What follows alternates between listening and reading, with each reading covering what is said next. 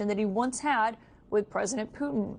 The audio obtained by the authors of a new book that is just out today.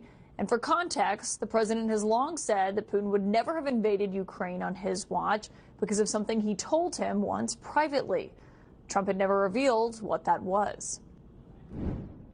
I had a very strong conversation with President Putin, and he understood, and I won't go into the great details of the conversation because nobody has to know that.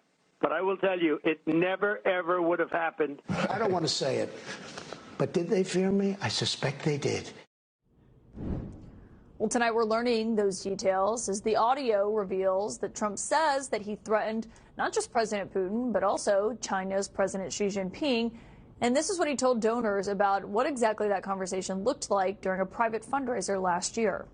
To Putin, I said, if you go in to Ukraine, we're going to bomb the shit out of Moscow. I'm telling you, I have no choice. The public wants it. The public. So he goes like, I don't believe you.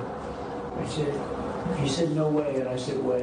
And then he goes like, I don't believe you. But the truth is, he believed me 10%. I told you this. He believed me 10%. Then I'm with President Xi of China. But I said the same thing to them. I said, you know, if you go into Taiwan, I'm going to bomb the shit out of Beijing. He thought I was crazy. He said, Beijing, you're going to bomb Beijing. I said, I have no choice. I got to bomb them. We're going to bomb Beijing. And he didn't believe me either, except 10%. And 10% is all you need. In fact, 5% would have been okay too. And we never had a problem. We would have never had a problem.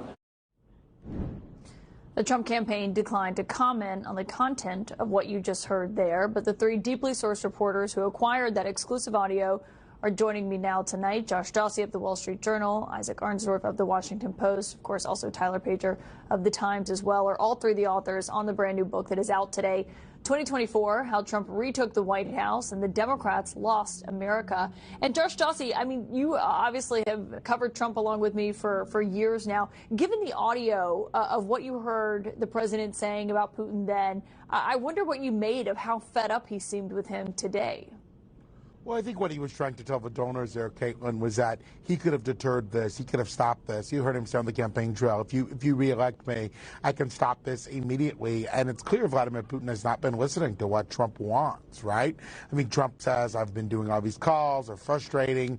Today he unleashed a profanity as he was sort of describing what he thought of Vladimir Putin and what he was doing. But what you see in that tape is Trump behind closed doors to his richest donors in New York, telling them, you know, I had control over these guys, basically espousing the madman theory, right? They thought I was just crazy enough that maybe I would have done something if they crossed me. And I used that to basically get them to do what I wanted them to do. And I think what the frustration you're seeing now from President Trump, you know, we've reported he says Vladimir Putin has changed. He makes all of these comments in private about how he used to think he had a better relationship with Vladimir Putin. And I think Putin's just not listening to him. Putin's not listening to what Trump wants him to do. Yeah, I mean, and Isaac, when Trump was running, and obviously that is a deep part of the book, is what the Trump campaign looked like internally, as well as the Biden and Harris campaign. But when he was running, the argument that he made to voters was, I can fix this. I can handle this. You know, Putin is scared of me and intimidated by me, as Josh mentioned there. And now here we are, that he's been in office for several months and is realizing that Putin isn't showing a lot of interest in getting the deal that Trump wants here. Well, more often than Putin being scared of him, it was, you know, Putin was someone he had a good relationship with. And Trump has often talked about Putin as someone who could make a deal with, you know, that they could find some common ground. And a lot of Russia specialists in the U.S. national security establishment looked at that and said, you know, Putin is not interested in improving relations with the West. He wants nothing to do with the West. It just doesn't work that way. You can just give him what he wants and he's going to go home. That's not a way to resolve this war. And Trump is finding that out the hard way now that he's 6 months into past due on his promise for that war to be over, and he's clearly frustrated. Josh, what did it say to you when Trump was asked, when I asked him, you know, who directed the pause of this shipment of